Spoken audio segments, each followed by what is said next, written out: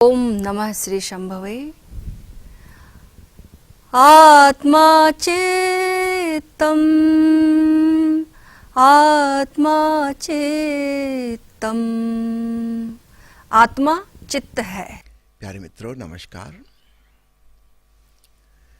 भगवान शिव के साथ हम एक एक कदम अंतर यात्रा की तरफ बढ़ रहे हैं। आज एक बहुत ही क्रांतिकारी सूत्र की तरफ इशारा है। हम जिसे क्षुद्र समझते हैं, सूक्ष्म समझते हैं, वह ना तो क्षुद्र है और ना सूक्ष्म है। उसमें विराट समाया हुआ है। अंड में ब्रह्मांड मौजूद है। भगवान शिव कहते हैं आत्मा चित्तम।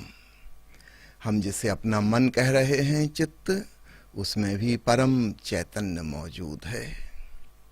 स्वयं परमात्मा मौजूद है चित्त में भी।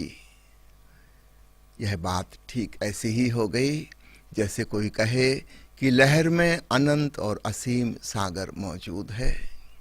माना कि लहर ऊपर से बड़ी सीमित और छोटी दिखाई देती है, लेकिन अगर वह गहराई में झांके तो लहर में है क्या?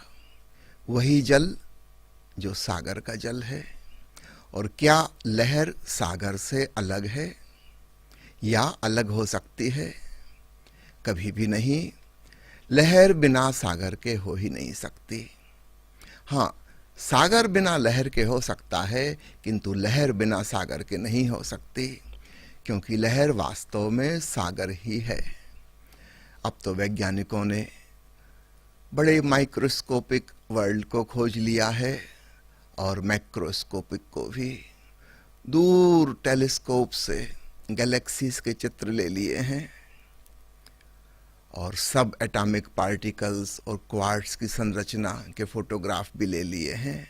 और बड़ी हैरानी की बात होती है, ये दोनों देखने में करीब करीब एक से ही लगते हैं। पूरे ब्रह्मांड की जैसी संरचना है, ठीक वैसी ही क्वार्ट्स की संरचना है। और अब तो फिजिसिस्ट मानते हैं कि इससे और गहराई में नहीं जाया जा सकता। परमाणु को भी तोड़कर उससे भी छोटे कणों की खोज करते करते अब मैटर की बिल्कुल बॉटम में पहुंच गए हैं। आखिरी तलहटी को छू लिया है। इसके फोटोग्राफ्स लिए जा चुके हैं और वे फोटोग्राफ देखकर ऐसा ही लगता है कि जैसे पूरे ब्रह्मांड का ही चित्र हो। कोई फर्क नहीं है। एक छोटे से परमाणु में भी न्यूक्लियस के चारों ओर इलेक्ट्रॉन वैसे ही घूम रहे हैं जैसे सौर मंडल में सूरज के चारों तरफ ग्रह चक्कर लगा रहे हैं। जैसे पृथ्वी के चारों तरफ चंद्रमा घूम रहा है, वैसे ही हाइड्रोजन के परमाणु में उसका एक इलेक्ट्रॉन प्रोटॉन के चारों तरफ कक्षा में घूम रहा है। संरचना बिल्कुल वैसी की ही वैसी, कोई फर्क नहीं है। तो छोटा हो कि बड़ा, उसकी मूल डिजाइन बिल्कुल एक सी है। अगर आप फिजिक्स की इन आधुनिक खोजों से परिचित नहीं भी हैं, तो भी एक छोटी सी बात तो आपने देखी होगी। एक छोटे से छोटे बीज में भी विराट वृक्ष छिपा हुआ है, वरना ये वृक्ष कहाँ से पैदा होता? वो छोटा सा बीज अंकुरित हो जाता है और इतना बड़ा वृक्ष उसमें से निकल आता है। और फिर इस विराट वृक्ष में करोड़ों करोड़ों बीज लग जाते हैं और प्रत्येक बीज में से पुनः एक ऐसा ही विराट वृक्ष निकल सकता है। सच पूछो तो एक बीज में इतनी क्षमता है कि सारी धरती को वह हरा भरा कर दे। एक बीज से उत्पन्न होने वाला जंगल पूरी पृथ्वी को हरियाली से भर सकता है। एक बीज की इतनी क्षमता है। और एक पृथ्वी ही क्यों, कहीं भी अगर जीवन संभव है, कहीं अगर हवा पानी मिट्टी और उचित तापमान है, तो सारे ब्रह्मांड को एक ही बीज अपनी संतति से भर सकता है। किसे हम छोटा कहें, किसे हम बड़ा कहें। क्षुद्र और विराट हमारी कल्पना की बातें हैं, वास्तव में ऐसा कुछ है नहीं। जब भगवान शिव कहते हैं चित्त ही आत्मा है, परमात्मा है, तो हैरान मत होना। हमारा यह साधारण सा मन, ये हमारे भीतर छोटी सी कॉन्शसनेस की झलक, यह जो चित्त है, इसमें स्वयं परमात्मा ही मौजूद है। क्षुद्र और विराट में कहीं कोई सीमा रेखा नहीं है। कहाँ लहर समाप्त होती है और कहाँ से सागर शुरू होता है, क्या वास्तव में ऐसी कोई रेखा कहीं है? कहीं भी नहीं। लहर अपने भीतर अपनी ही गहराई में खोजे तो सागर को पालेगी। सागर की सतह पर लहरें हैं, लहर की गहराई में सागर है।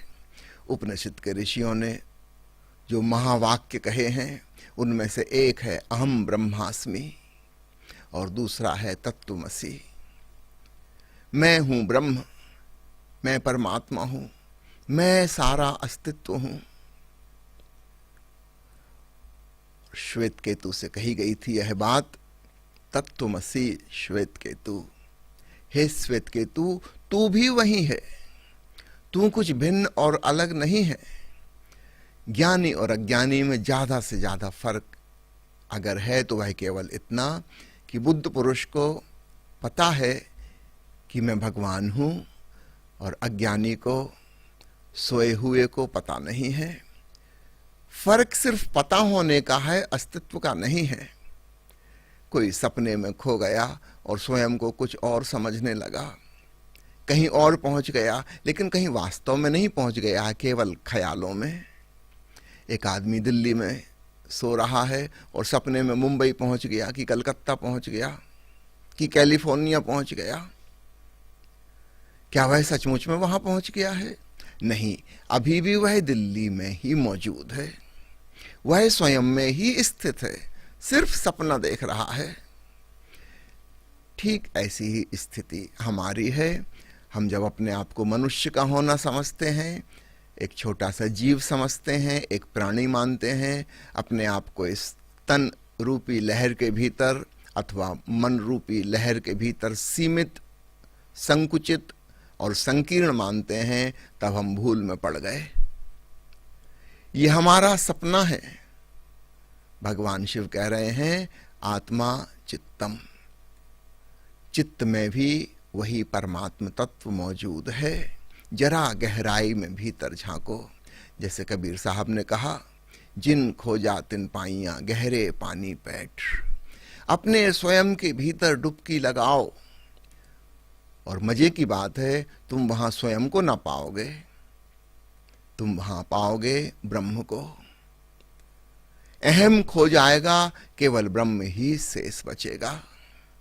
तब तुम भी यही कहोगे कि मैं भूल में था, मैं अपने आप को अस्तित्व से अलग समझ रहा था, मैं अलग हूं ही नहीं, मैं स्वयं ही अस्तित्व हूं। ऐसा समझो, हमने जमीन पे एक रेखा खींच दी, बागोड़ लगा दी, और हम कह रहे हैं यह है मेरा खेत। पटवारी ने नक्शे में बना दिया कि ये आपका खेत है, ये पड़ोसी का खेत है, इस तरफ दूसरे पड़ोसी का खेत है, यहाँ सड़क है, यहाँ ये है, वो है। नक्शे पे बहुत रंग हो गए। क्या वास्तव में आपका खेत पृथ्वी से अलग है? क्या वास्तव में कहीं डिमार्केशन हो गया है, कि केवल नक्शे पर पटवारी के द्वारा खींची गई रेखा है? वास्तव में जमीन कहीं भी विभाजित नहीं हुई है। 1947 के पहले भारत के नक्शे में पाकिस्तान भी था, बांग्लादेश भी था। फिर बांग्लादेश और पाकिस्तान अलग हो गए।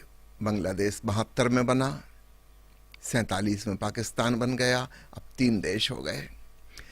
मानचित्र पर अलग अलग रंग आ गए। हम कहने लगे ये उनका देश, ये हमारा देश, ये मातृभूमि। पहले मातृभूमि बहुत बड़ी थी, अब मातृभूमि के 3 खंड हो गए। लेकिन क्या वास्तव में पृथ्वी को पता है कि हिंदुस्तान पाकिस्तान अलग अलग हैं, कि चीन और रूस अलग अलग हैं, कि मैक्सिको और अमेरिका अलग अलग हैं?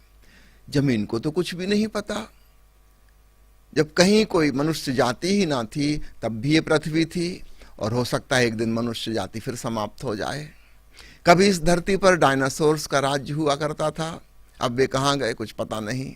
उनकी प्रतिनिधि बस एक छोटी सी छिपकली रह गई है। हो सकता है एक दिन मनुष्य जाति भी गायब हो जाए। न कहीं रूस होगा, न कहीं अमेरिका, न कहीं चीन, न कहीं हिंदुस्तान, न पाकिस्तान। ये पृथ्वी तब भी बिल्कुल ज्यों की त्यों होगी। न पृथ्वी को अभी पता है कि विभाजन हो गया, न कभी हुआ था और न कभी भविष्य में होगा। लेकिन ऊपर ऊपर हमने मान लिया और हमारी मान्यताएं हमको सच जैसी लगने लगी।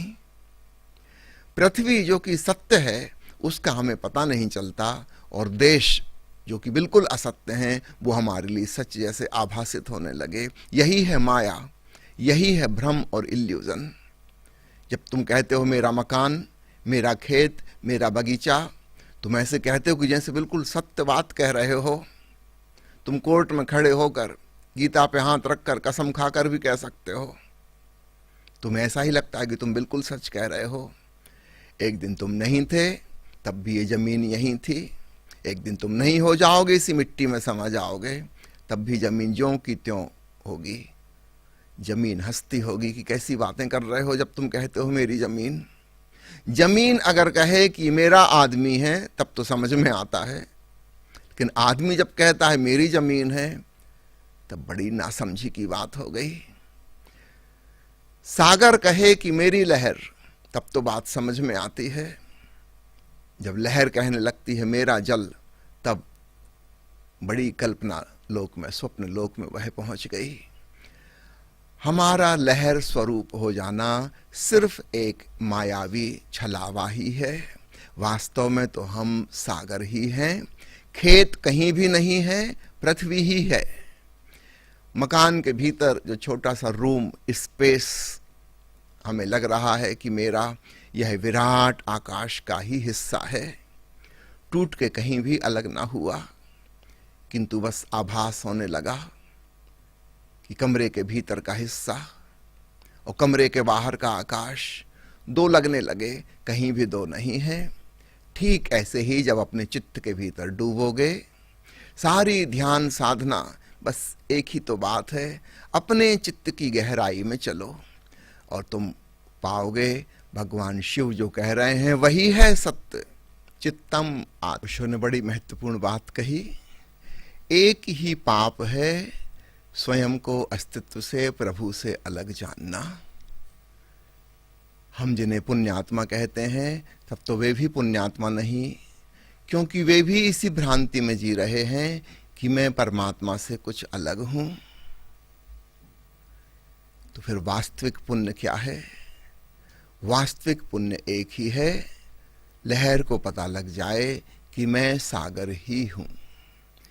मेरा कोई पृथक अस्तित्व नहीं है, मैं सागर का ही एक एक्सप्रेशन हूं।